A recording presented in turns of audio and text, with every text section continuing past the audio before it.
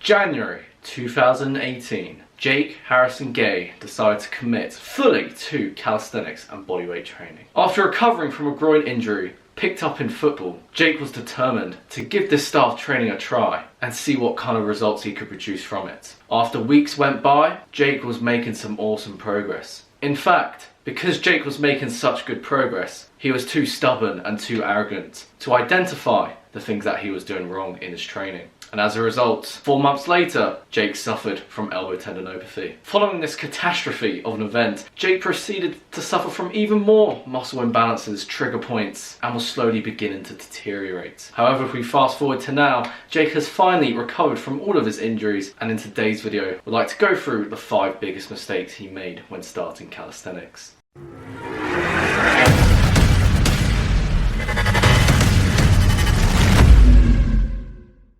Right, let's crack, my friend. Before I get into the video, I just want to say, if you do not want to suffer from all the pain and frustration that I had previously experienced in the past 7 to 8 months, make sure to watch this whole video so you do not fall for the same mistakes and fall under the same trap as I did. Oh, and if you're new to this channel, make sure to subscribe to the channel and turn on post notifications, because if you're new to bodyweight training calisthenics, this is the go-to channel for you in order to reach and exceed your goals as fast as possible. Right, so the first mistake I made when starting calisthenics is not actually starting from square one or route one. Because if you know me, you know that I actually had a previous experience in weightlifting, going to the gym, and also doing some bodyweight exercises to supplement my weighted exercises. And so with that said, because I thought, I already had some strength beforehand, I thought, I'm too good for these easier progressions. I don't need that, Jake is too good for all of that. But I'm sure, as you can guess, I was clearly wrong. Because you've got to understand, there's a lot more to just 3 sets of 10 of your pull-ups or push-ups. There's so much in regards to the scapular positioning, the scapular activation, the rep tempo, the body alignment, the lower back. All these minor cues that if you fail to pay attention to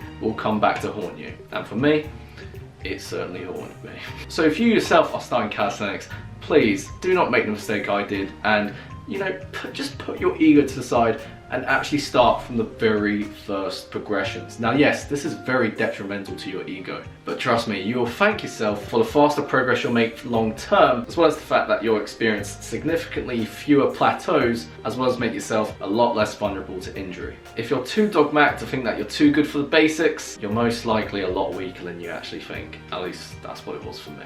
Now the second mistake I made was neglecting mobility, because mobility, in simple terms, is the range of motion that could be controlled in a joint. And so the greater the mobility someone has, the greater their ability is to reach certain movements and certain postures, which is fundamental for bodyweight exercises. I remember trying to move on to a pistol squat too fast, too soon, without actually building the adequate mobility, and had the arrogance to end up sobbing and blame the exercise for the reason that it was hurting my knees and my back and such. It wasn't the exercise that was to blame, it was my approach that was to blame. Because the fact of the matter is that good mobility will improve your biomechanics, your posture, and your mind-muscle connection, which all 3 will have a very positive carryover effect to increasing your ability to build more strength and muscle. And seriously, proper mobility makes things a ton easier. Now, although it may not be something that will get you thousands of views on social media, but that's exactly the point. You should be training for results, not exposure. And again, another mistake I made was training in a way to get more views on Instagram, which was actually one of the reasons I got injured in the first place. Now, the third mistake I made was being very dogmatic in my mindset, in the way of thinking of that,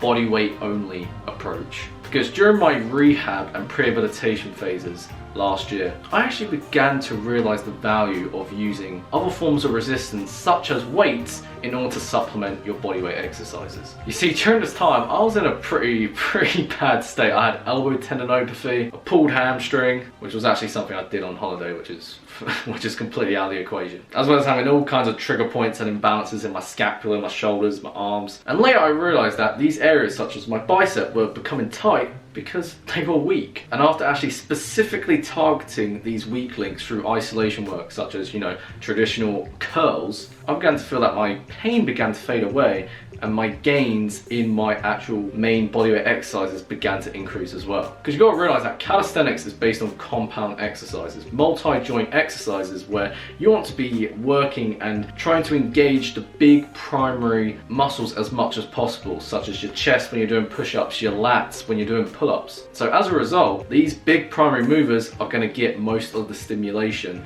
whereas the smaller and more diligent muscles are going to get understimulated and underworked. And as you progress in bodyweight strength, I believe that bodyweight alone will become more and more insufficient, in the fact that you're going to make far more progress if you use more tools at your disposal in order to get the job done correctly based on what it is you need. When it comes to advancing bodyweight strength, the use of accessory work will help you maximize your performance, improve recovery, and reduce the risk of injury. And seriously, my friend, based on everything I've gone through the last few months, nothing hurts or slows down your progress more than being injured. So if you want to get out of Pennsylvania, quit the dogma and go for the gains, in the fact that, you know, when using other forms of resistance such as weights correctly, will actually only enhance your bodyweight strength. Number 4, now of course I couldn't forget this, in the fact that, you know, quantity over quality. And this goes back to mistake number 1, in the sense of, you know, me just being arrogant, thinking that I was way stronger than what I actually was. I remember working up towards the one-arm push-up thinking I was bloody Superman, and then just all of a sudden I hit a brick wall really hard, and then suffered with a strength plateau for weeks. And when I really just took an objective look at it, the answer was simple, in the sense that